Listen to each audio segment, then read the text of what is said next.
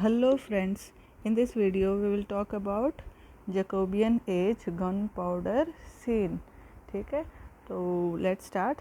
हमने पहले इंट्रोडक्शन कर चुका है. जकोबियन एज का टाइम पीरियड है 1603 टू 1625. 1603 टू 1625. ओके, तो ये जो जेम्स 1 थे वो पहले क्या थे, जेम्स 6 थे स्कॉटलैंड के. You have to remember this. और ब्लडी मैरी के बेटे थे. ठीक है, तो let's start our gunpowder scene. ये कब हुआ था? 5 November 1604. It is happen in 5 November 1604. ठीक है, in 5 November on 5 November 1604 a small group of Catholic to hatch a plan of rebellion. ठीक है, उन्होंने एक छोटे से ग्रुप में एक प्लान किया था किसको मारने का? जेम्स 1 ऑफ इंग्लैंड को मारने का.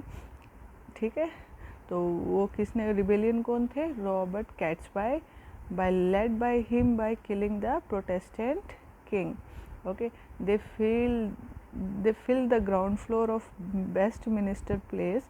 जो वेस्टमिनिस्टर प्लेस था उसको उन्होंने पूरा जो ग्राउंड फ्लोर था उसको फिल कर दिया था. किससे? गन पाउडर से. ठीक है, और ऑन अक्टूबर, गन पाउडर क्या होता है? बारूद. ठीक है, ऑन अक्टूबर 1605 में जो कैथोलिक जो रिबेलियन थे उनका एक close relative member of parliament में था.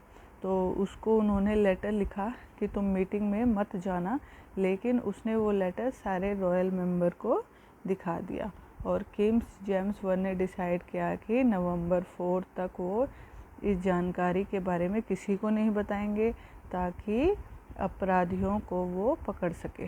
ठीक है, तो उन्हें पता चल गया था पहले ही, लेकिन उन्होंने किसी को भी इसकी भनक नहीं होने दी. ठीक है, कब पता चला उन्हें? अक्टूबर 1605 में. ठीक है, तो जेम्स 1 ने वेस्टमिनिस्टर प्लेस को क्या किया? सर्च करवाया. उनको गन पाउडर के साथ गाय फॉक्स कौन था? जिसके पुतले बना के जो ये डे होता है, गन पाउडर डे बनाया जाता है. GUI गाय, FOWKES फॉक्स कॉन्स्पिरेटर था जिसने ये पूरी साजिश रची थी. वो भी मिल गया. इसके हाथ में माचिस भी थी. ठीक है, वो भी मिल गया, पकड़ा गया गाय फॉक्स. ठीक है, तो उसके बाद में उसे टॉर्चर किया गया. उसने सब के नाम बता दिए और उन सभी को पकड़कर क्या किया? लटका दिया. ठीक है, फिर उनकी बॉडी को छोटे छोटे हिस्सों में काटा ताकि फिर कोई ऐसा काम या साजिश दोबारा ना करे. इसके बाद किंग जेम्स ने नवंबर 5 को सारे इंग्लैंड में बॉनफायर सेलिब्रेशन करवाया. ठीक है, इसीलिए ये जो 5 नवंबर है उसे हम बॉनफायर डे के लिए भी बोला जाता है. ठीक है, करवाया, जो उनका एक ट्रेडिशन ही बन गया है. उस दिन क्या करते हैं? गाय फॉक्स का पेपर मॉडल बनाकर जलाया जाता है. गाय फॉक्स जो कॉन्स्पिरेटर था ना, उसका पेपर मॉडल बनाकर जलाया जाता है. जेम्स 1 के बाद में चार्ल्स 1 उनका दूसरा बेटा राजा बना था. ठीक है, और चार्ल्स 1 एक डेडिकेटेड रूलर था इंग्लैंड का.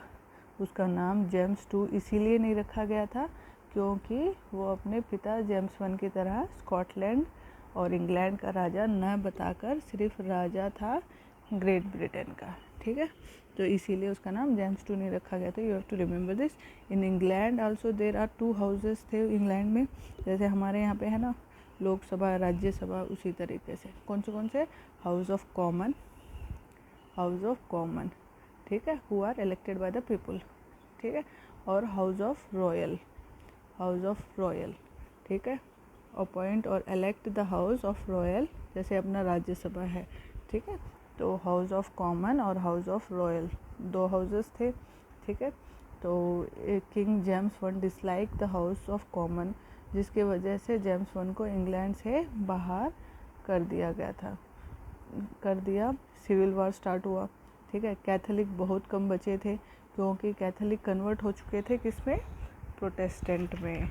ठीक है, और जो all the people convert to Protestant. And जब चार्ल्स वन ने डिसाइड किया कि वो एक कैथोलिक गर्ल से शादी करेंगे तो सारे प्रोटेस्टेंट को लगा कि आगे आने वाला राजा क्या होगा, कैथोलिक या प्रोटेस्टेंट, कन्फ्यूजन कि कभी वो कैथोलिक से शादी कर रहे हैं कोई भी प्रोटेस्टेंट से, तो उनको लगा पता नहीं अब क्या होगा।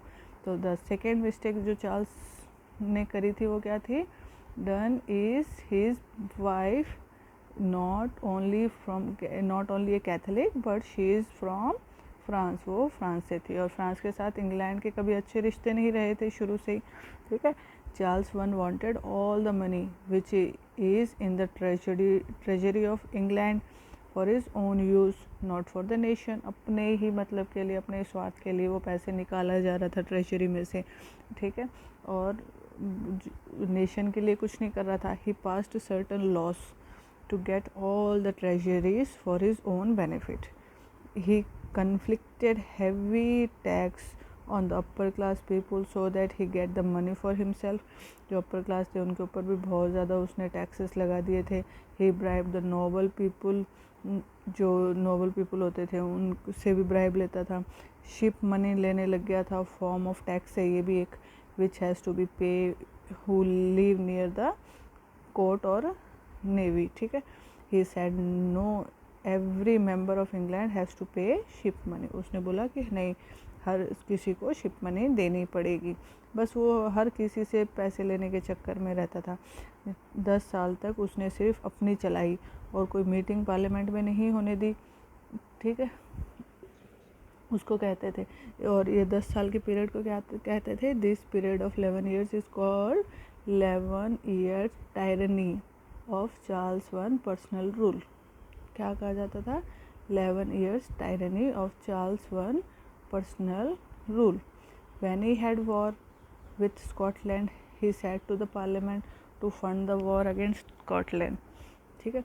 पार्लियामेंट को पता था कि उसने 11 साल तक कोई मीटिंग नहीं होने दी है, उन्होंने क्या किया, 2 शर्त रखी चार्ल्स वन के आगे। पहली शर्त क्या थी, चीफ एडवाइज़र जो थे चार्ल्स वन के, सर थॉमस वेंटवर्ड को निकाल दो। पहली शर्त ये थी, जो चीफ एडवाइज़र थे सर थॉमस वेंटवर्ड उसको निकाल दो। और दूसरी शर्त थी, चार्ल्स वन के पास कोई पावर नहीं होगा पार्लियामेंट को डिसॉल्व करने का और इलीगल होगा टैक्स लगाना अपने आप, ठीक है।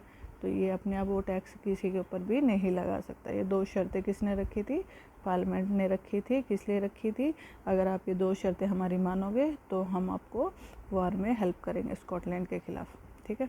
तो इन 1642 में वो इतना गुस्से में था कि अपने ही पार्लियामेंट पर उसने 300 सोल्जर्स के साथ 300 सोल्जर्स के साथ चढ़ाई कर दी जो उसके ख़िलाफ़ थे उनको मारने के लिए, ठीक है। सब ने ये देखने के बाद हाउस ऑफ कॉमन और सभी जनता ने डिसाइड किया उसे हटाने का।